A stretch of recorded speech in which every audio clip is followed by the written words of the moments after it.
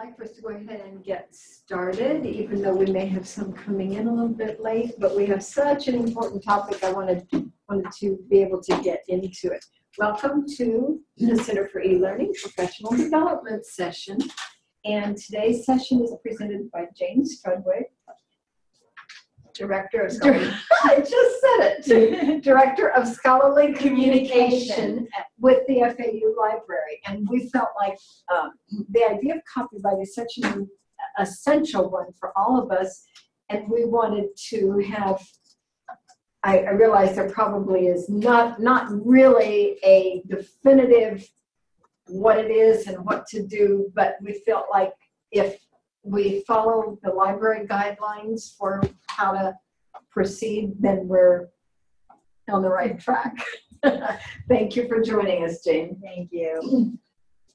I am Director of Scholarly Communication, which is a new position at the library. I started in July, but just very briefly, I've been working at FAU for 10 years. I was the manager of electronic resources and did a lot of negotiations with the publishers. So I'm kind of on the other side of things. And what we hope to do in this new program is really assist our FA community with their research, from research to dissemination, and any kind of gap we can fill in. It could be talking about open access author rights, retaining your author rights at publication, your interaction with copyright. I'm working with our digital libraries manager, so with the institutional repository, and want to tackle some new subjects, such as research data management, which is a new subject for a lot of us, and how we can help the researcher manage their data.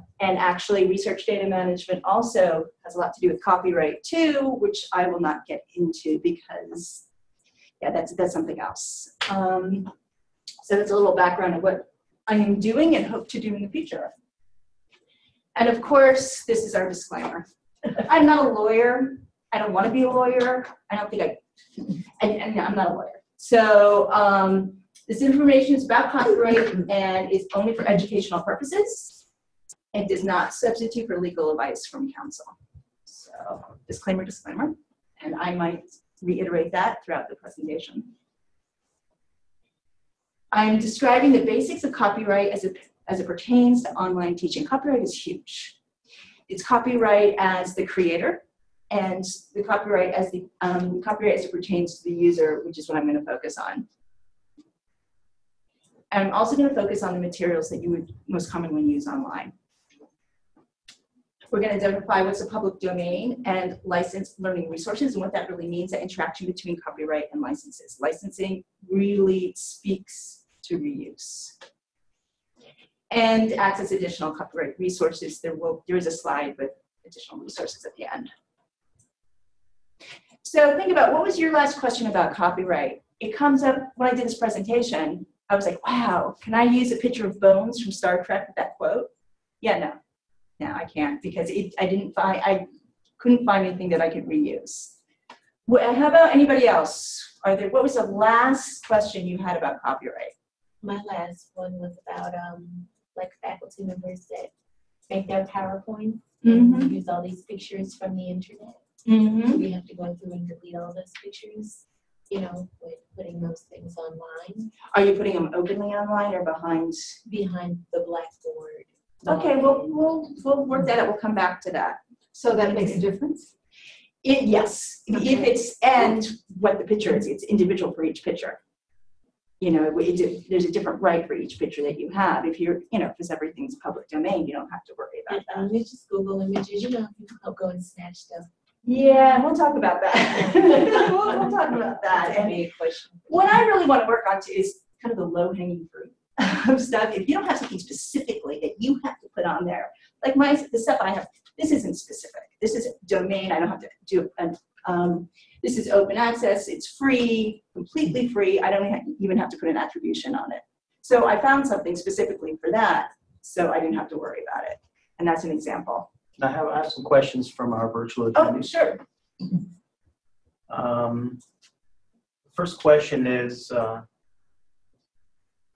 how How do I share this article in an online format for my students to read for class? We will cover that. Okay, that's great. So I'll remember that. So the next question is, who has the right for e-design the course? We will cover that. And thirdly, it says, I had a professor ask if they could use an illustration from a textbook in their online class. Okay. I think I should cover most of those. If I don't, please remind me and I will come back. Okay. All right. Mary has a question as well. Yes. Should I unmute you, Mary?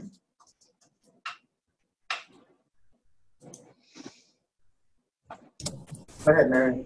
Yeah, so I have a professor who was creating an object, and he was using the same resource throughout the object.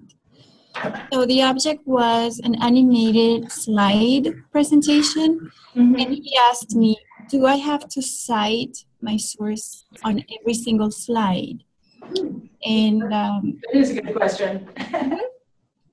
so I told him that maybe a note at the beginning, but I would like to hear your thoughts about it. I would be very conservative, and I would have the attribution on every slide. Is he doing an attribution underneath the caption, or is he doing a cite at the end? At the very beginning, the first time he used it. The first time he used it, okay. If I use this in each one, I would have the attribution in each slide. Okay. My attribution here, I would do it. And this is an example that we can go back. I'll start the presentation, and I think I've done the presentation. I should cover these things. So far, I feel like I've anticipated somewhat. And I will say, because I'm not a lawyer, there may be some interpretations that if I do not feel comfortable, I will get back to you on it. Or we can talk it through, or I'll say, this is my understanding. So before using materials online, or we'll say online, anywhere, you want to know, is the work copyrighted? And there can be times, there are instances where it's not in copyright, and we'll talk about that. Does your use fall under fair use? That's one of the exceptions from the copyright law, fair use. We'll get into that. Has the author explicitly defined the rights of use? If you've heard of a Creative Commons, you'll see that in a lot of my photos and attributions. That's where the author has defined how they would like you to use it. But it's usually openly accessible, and then they define the types of reuse. So there you go. Copyright, fair use, Creative Commons, or it doesn't have copyright. The other things you can think about, does the library,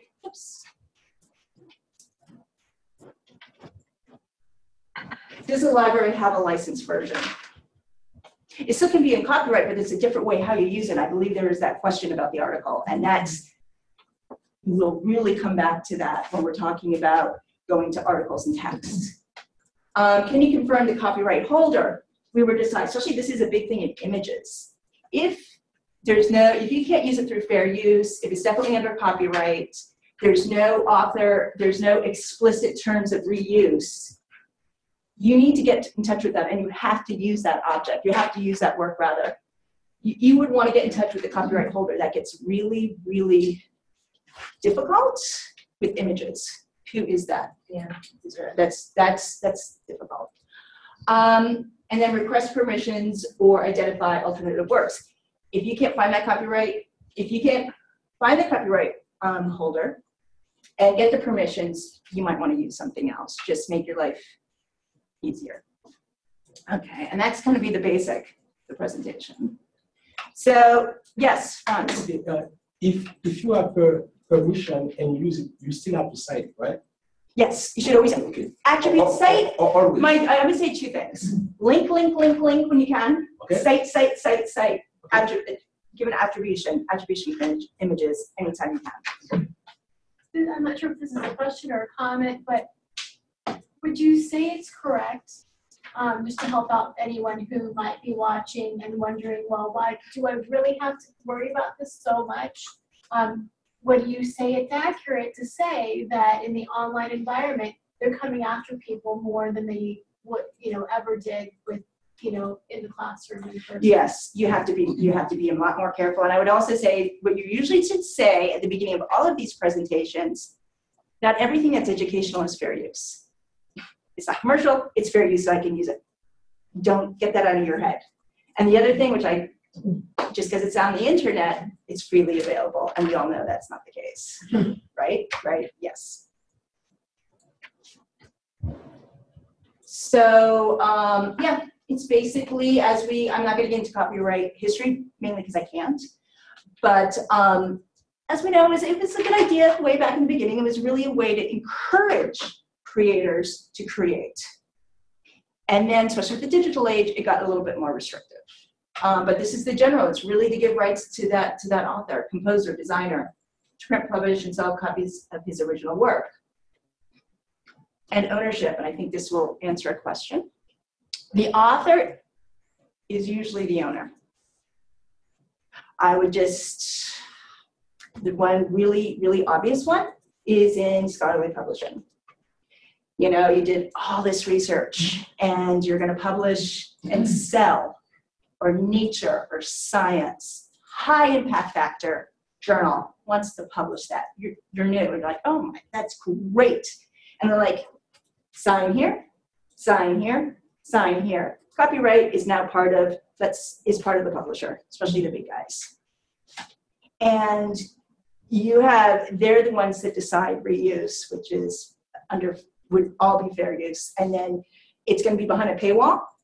So researchers in other countries or researchers that are not affiliated with a university that spends a lot, which is what I used to do, of money on these subscriptions are not going to have access to it because they're going to resell that. Even your institution where you did the research and created that work, they're going to have to buy that back.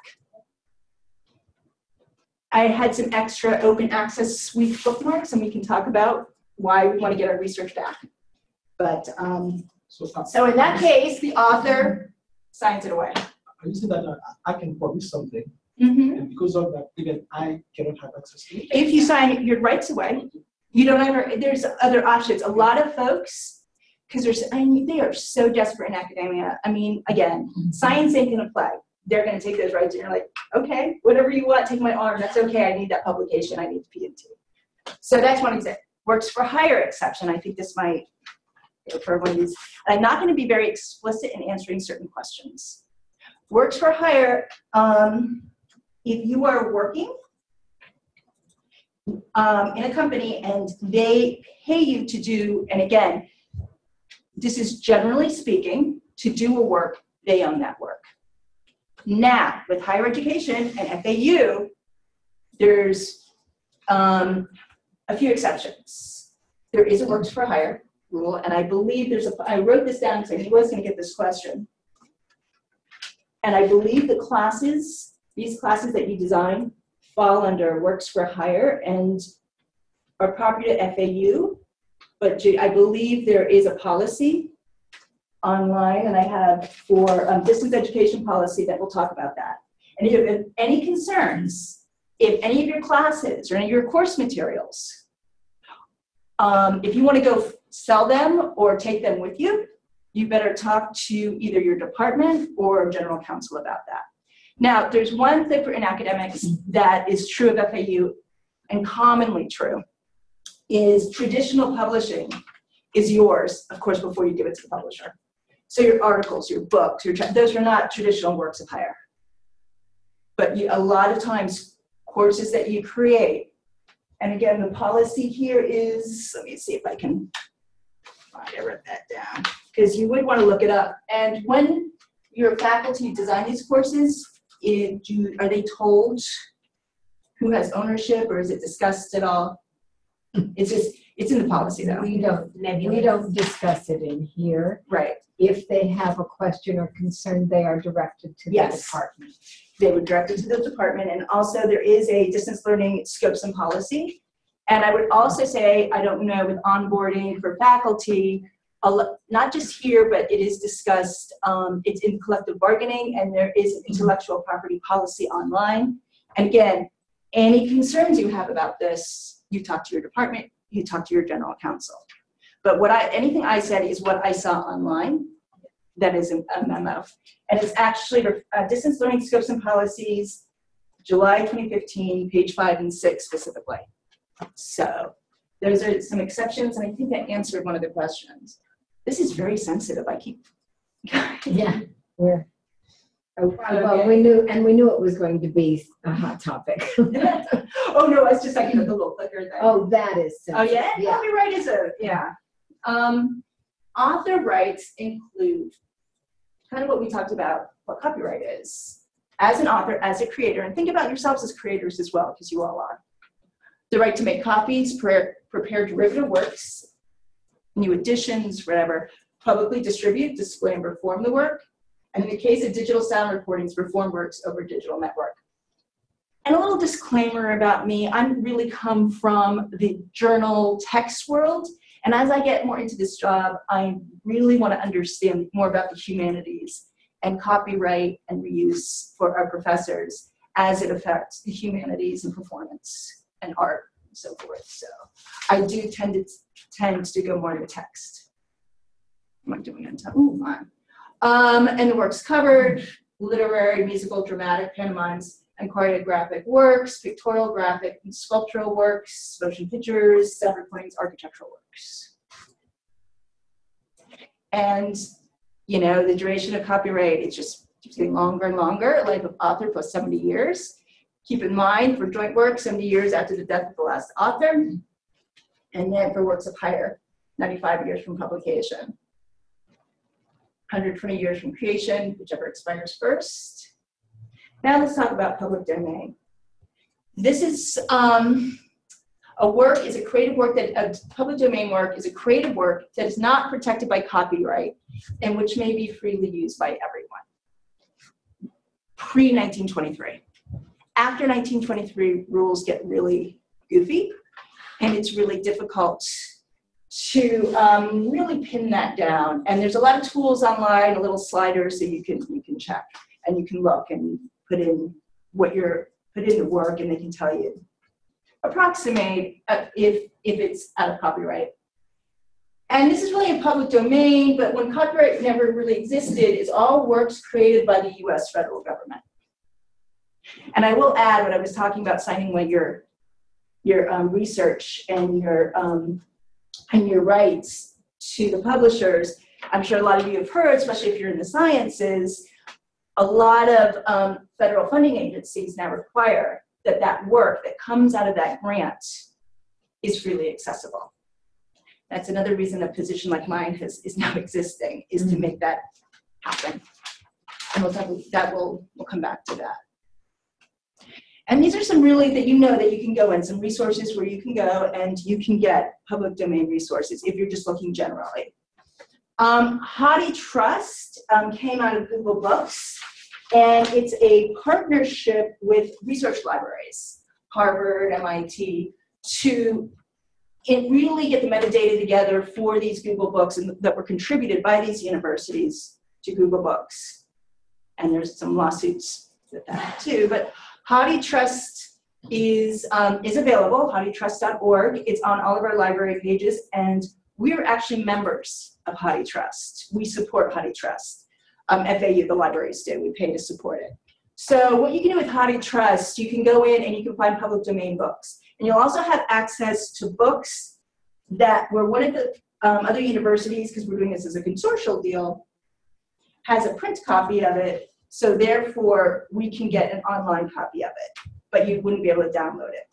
I would say with Howdy Trust, because we are members, for public domain books, when you go in there, you have to sign in to download the book. Everybody can view the book, but you have to authenticate that you're an FAU user, your user net ID to download the book. Project Gutenberg, we all should know Project Gutenberg, the first one out of the gate.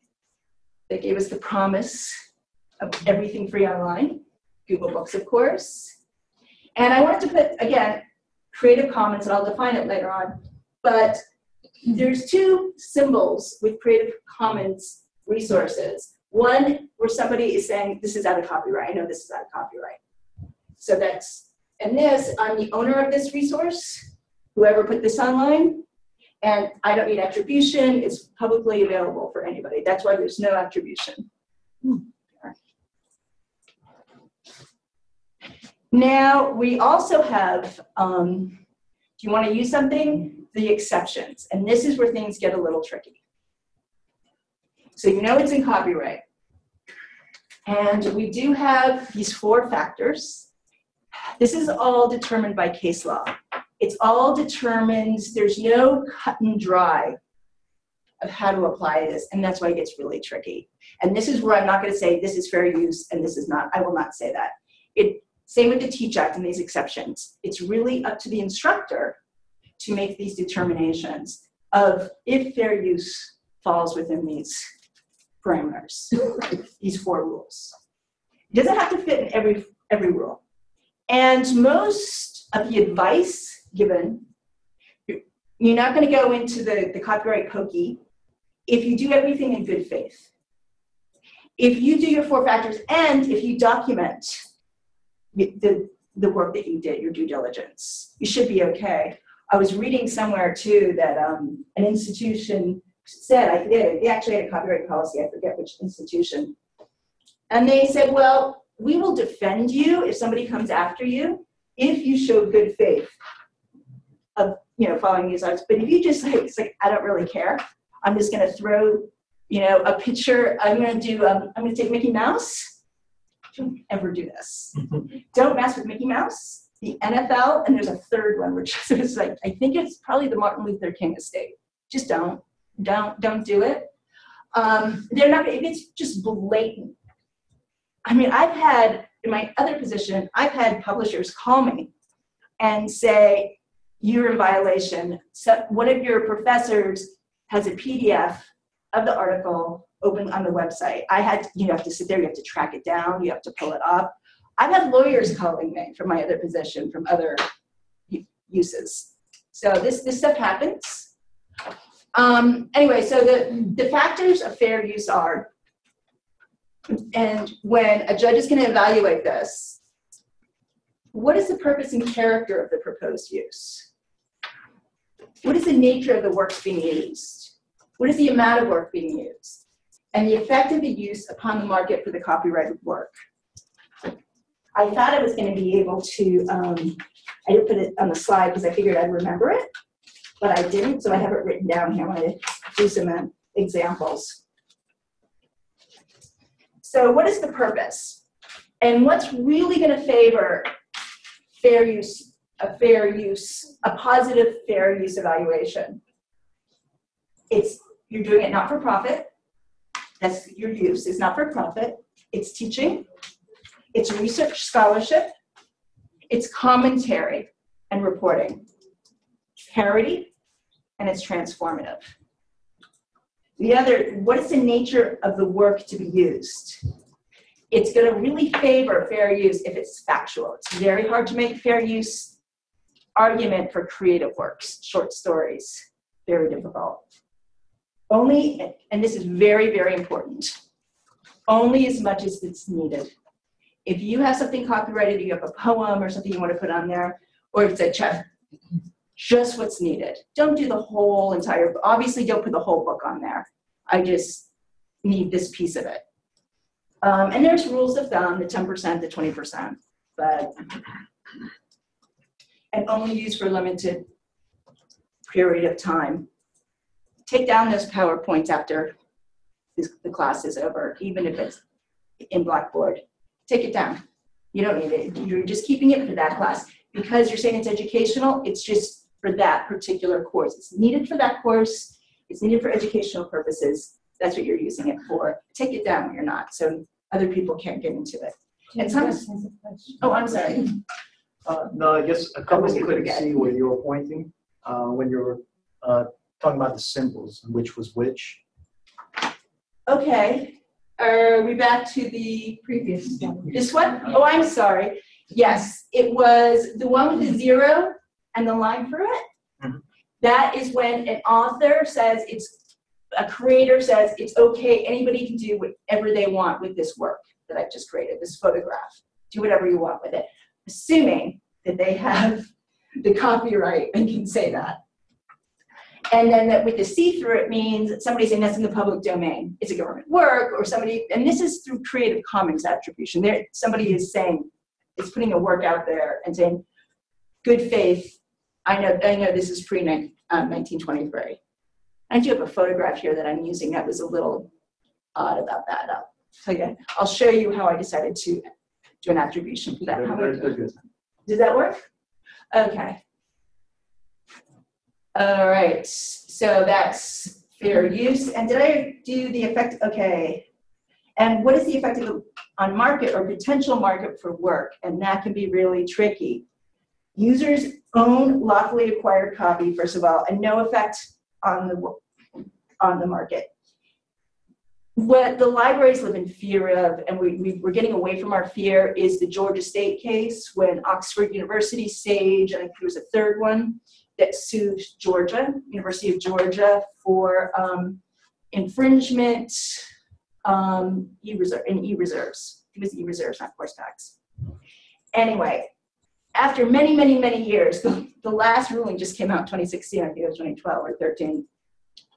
But I think there were 35 instances, and the judge said, in terms of market for the copyrighted work, she spent years going through each one and trying to get what the market value is from publishers, which there's a confidentiality too. So I'm not sure how that's practical. Anyway, so those are the 4 factors. And then we have the TEACH Act, which came out to try to address distance learning, where fair use does not. It needed to be, I don't know, I get extended to take into consideration online learning. And I will be very honest with you, when I was really digging into this, especially for this presentation, I know the TEACH Act is extremely narrow. It's very difficult to make a case for it. I don't have this written here, but there has to be conditions from the university you work in. Actually, not-for-profit, which we fall into. And I actually have an email out to our general counsel. The other one was, and I don't know if you actively use TEACH Act, I have not seen an institutional FAU copyright policy online, and you're supposed to have one of those to use TEACH Act. I'm working with that. But it's very, very narrow. And it is attention to make rights close to those we have in face-to-face teaching. We can look at it, and again, this is up for the teacher. You're really desperate to use something. And my next few minutes, I'm going to talk about reasons you don't have to go through all of these exceptions. There's the low-hanging fruit. Okay. Let's talk about the explicit rights of use. And this is going to go back to how the author and the copyright holder is able to make a determination how the user uses their work. And we can go back to, there's 2 things here. Okay, we talked about open access, and that's when the author says, you know what, Elsevier, I'm not going to give you my rights. I'm going to keep my rights. And I'm going to make a decision how this article is going to be reused. But when you tell Elsevier that, you usually have to pay for it. And then there's something, the library has licensed resources. We have, I hope you all know, a lot of resources online. It changes. I would say we have access to over 80,000 journals, really. I've lost track of the ebooks we have now, and we've been purchasing rights to streaming for the last 5 years, and we have a huge collection. Now, I was the one that negotiated these licenses. So if copyright still stays the same, but what's nice about Use for Us, we negotiate that our users can all use it, so you have authentication pieces. So I know you guys deal with this a lot. What helps is like you can link to that, or you can embed that video, or you can link to that journal, because we have the authentication set up that only our users that we signed the license for, and I negotiated all of these licenses, the user is defined. So that way, anybody, the user is an FAU affiliate, and they are allowed to view these materials. Again, reuse is something else. And we can get into that, but there's still a reuse copyright issue. But we will have access to them, and I will be a little bit more clear. And if you look to Wiley Online, or you go to any of our databases, you always say Florida Atlantic University Libraries. And if you're on campus and you see that, or if you're an easy proxy, that means this is licensed by the library and ain't free. It's licensed by the library, and because you're an FAU user, you're getting access to it. Or if you're public and you're using our stuff on campus. Large collection, separate, have separate terms and limited authorized users. So this is where I'm going to say it again. Link, link, link, link. Link. If you have Permalink. and a permalink, we have, I'm going to put at the end, how to link, a permalink. Okay, if we have access to an article, do not put, just link to it. Do not put that PDF. There's no reason to put that PDF. Please do not put that PDF up anywhere. You're going to link to it, and you're going to link to it with the proxy prefix in front. We talk about that? That way, your students off campus will be recognized with terms of the license that we negotiated, that they have access to it. If you don't do that, it's going to say you're not logged in. But like even with embedded video that we own, that we license rather, and some we've purchased, we actually own. Though the license, the copyright's still that of the publisher who's negotiated with the creator. The embedded video you can put in there because that's also going to be authenticated. Because that link, and they're going to know when you're on campus and if you're a user. So you can embed that anywhere. You can embed it on the open web if you want, if it's one of ours, because nobody's going to be able to get into it unless you're on campus or authenticated. So, well, I'll go back to that.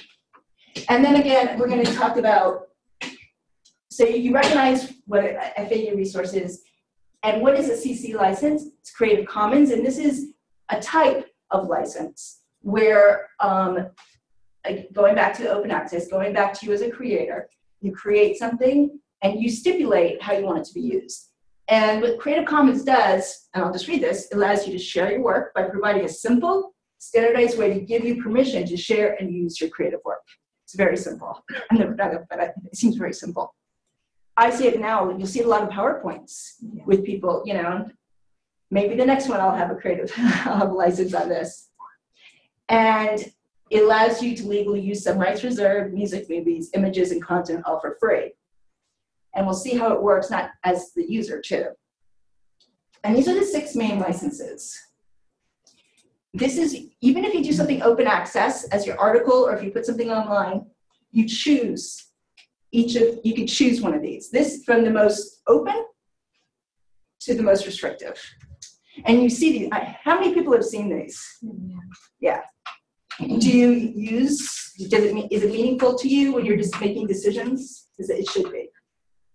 So this is the easiest, just everything should be attributed. Except for that one that I showed you before with the C with the cross through it, or when somebody's like, you don't even need an attribution. Attribution share alike, do you want it for non-commercial? Do you want non-commercial share alike? No derivatives.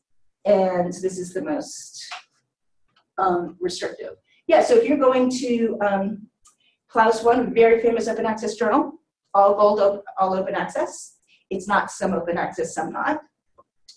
You make that decision. This is the licenses they use when you put your research online, how restrictive you want it.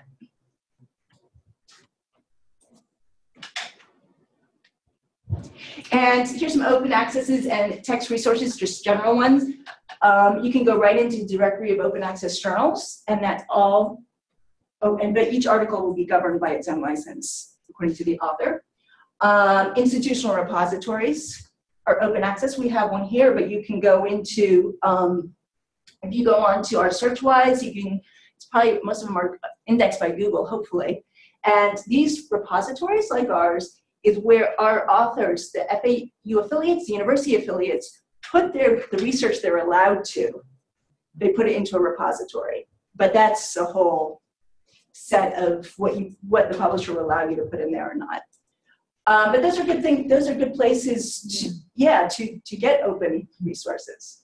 And an OA article on a publisher site. So it could be an Elsevier or Wiley, Sage, Chandler and Francis. Chandler and Francis might have an all what we call gold or open access journal, right? And you could use all of those. You could put those, if you don't have to link to it, you can put those PDFs looking at the license if you want in your course materials.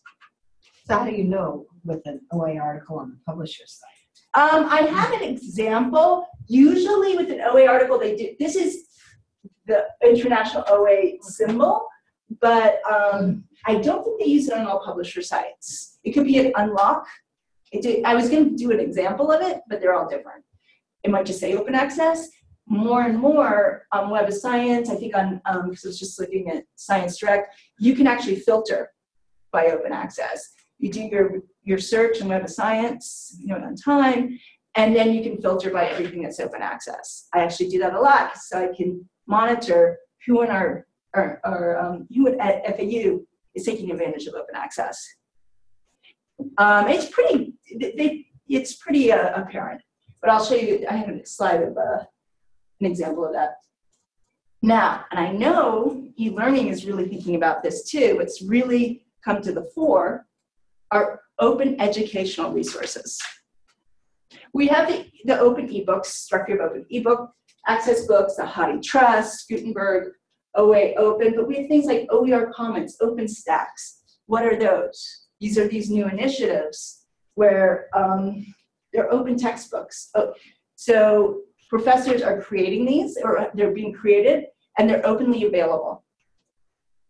And it's a lot of universities are talking about it now. I believe we are at FAU, but I can't remember who OpenStax is. That's a university. Do you remember? But we're starting to get more and more of these sites where somebody can go in. I'm teaching biology 101. Here are these open resources, and of course, again, they're all CC licensed, so your students don't have to pay the books. So that's that. Here's an example. Responsible Sharing Overview by Elsevier. I just got an email about this. They're very excited. Responsible sharing. They have this new thing. If you go to Elsevier now, it's good. It's good. They're not always the evil empire. And you get an article. You can actually click, how can I share this? And they will tell you what you're able to do with that article. Exactly. And if you are a creator and you have a license here and you retained your copyright, you can see what you're able to do with it. Here's the open access. Here's the open archive. I think this is users who want to share is affiliated. What's this? Users who want to share are not affiliated with subscription institution. Kind of an example. Yeah, this is what you can do if it's open. But you'll see these on every publisher site. You know, as a user, you just want to see that open or close, what you can do with it. But of course, you guys will all just be linking to this anyway. So, but it gets complicated, especially when we want to try to deposit something in a repository. We have to look at what the terms are. Okay, images. Images are always a tough one. This is the one I found, and it was actually, it was on somebody's site, Alan Kleber, but he wasn't the one that actually took the picture. I took it by faith. I used the license by. I did the source as Alan Kleber, and then I linked to it there. And that was found on a public domain site, or that just? I'll show you how I found that one. Probably not always the best way to do it. Yes, I filtered by the license type. I see. And that can still get you into trouble. Yes, you can. And we can talk about that. Oh, really quick, I'm so sorry. Yeah. I keep stopping, but if you find a picture Mm-hmm. that is not labeled for public use, you have to leave it alone, even if you attribute it. You can try to ask the copyright. Okay. These are fair use, Teach Act. I would talk to the, what do you think, Rachel? I would Err on the side of caution. Yeah.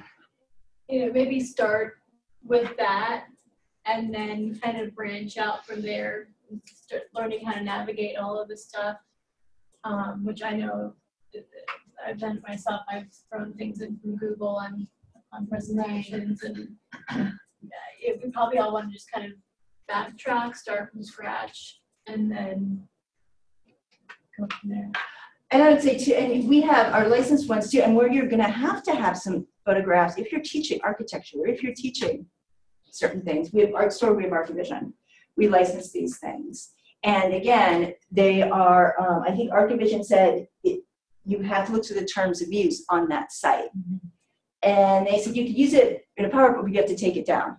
Mm-hmm. And you have to put it behind, a learning management system. Mm-hmm. And Art Store has its own terms. So you could start looking there. And there are issues with, I need this photograph because it's representing something that I'm teaching. Absolutely. Ken's comment was, I'd ask the publisher for permission. Yeah. Yeah. And again, if you're just looking at stuff to illustrate, be open, just get stuff that's in public domain that you feel comfortable about. And this is one way to do it, which most of you have probably done before. This is a Google image and labeled for non-commercial reuse with modification is what you're looking for. And then you're going to go to that site. Wikipedia is really interesting. They really will go to each and say why they think this is fair use, why they think that they could put this image up here. And sometimes they said it's transformative because it's just a thumbnail of the movie poster. So that's why we were putting this up here. That's really interesting if you look at those. I have a question. Yes. Questions asked is, sorry, I got the echo on the headset. Is this true for images from the students' textbooks as well? If they own the book and we reproduce it in the slides for the accompanying lecture? Yes. I'm not feeling super comfortable about answering that one, but you're taking a textbook. Are you scanning it? Are you copying it? How are you getting it? Are you getting it from an analog from print and you're putting it online? Or is it an online text? She said, sure, scanning. Scanning an image and putting it on. I'm not sure about that one. I'm not sure if it's going to be on T-Chat. I can get her and I can get back. Okay. And one easy solution, or not solution, but alternative for that is to check the publisher's website, because they often give you those images in the PowerPoints that they provide for you. There you go. And then you because you're using the book that semester, yeah, you can use those images that they have put in the PowerPoint. So then it wouldn't matter if they own the textbook to begin with, right? They would have to own the textbook.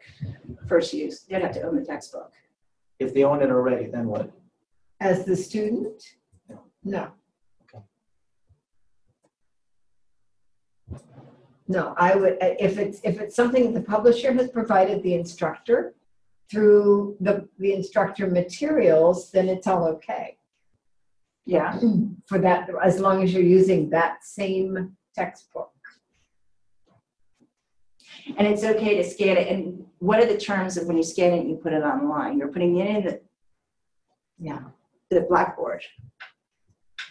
Yeah, it would be going in Blackboard. And you would take it down after the course.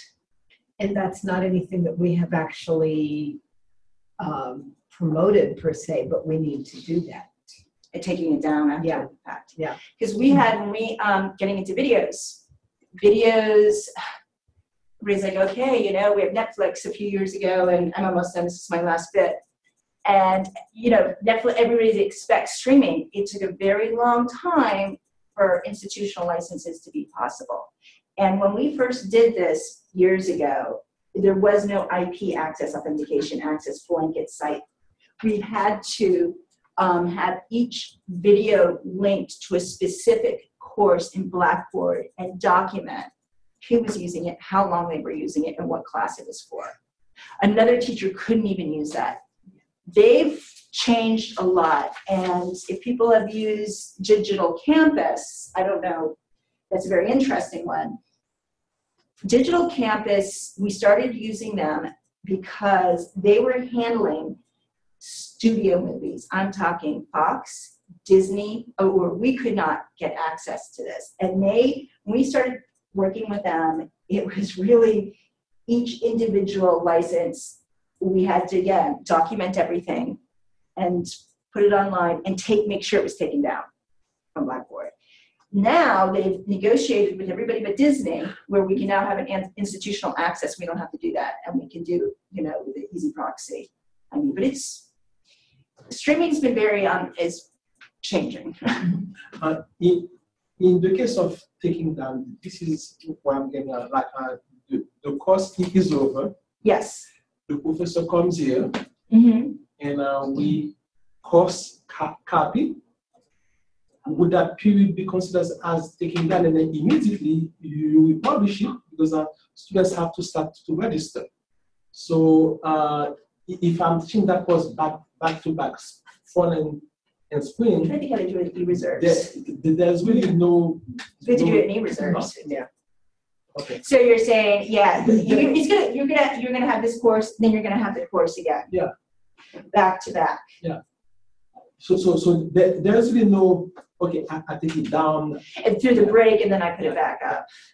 Well, no, I don't think that's going to. Okay, I don't think that's going to be an issue anyway, because you're going to have a period where they're not registered, and they have. Yeah. They're not going to have a relationship with that. With Blackboard, and I'm assuming Canvas will be the same. Hopefully, yeah. Their access to the course ends. What Yes, is it? 2 weeks after the end of the semester, or something like that.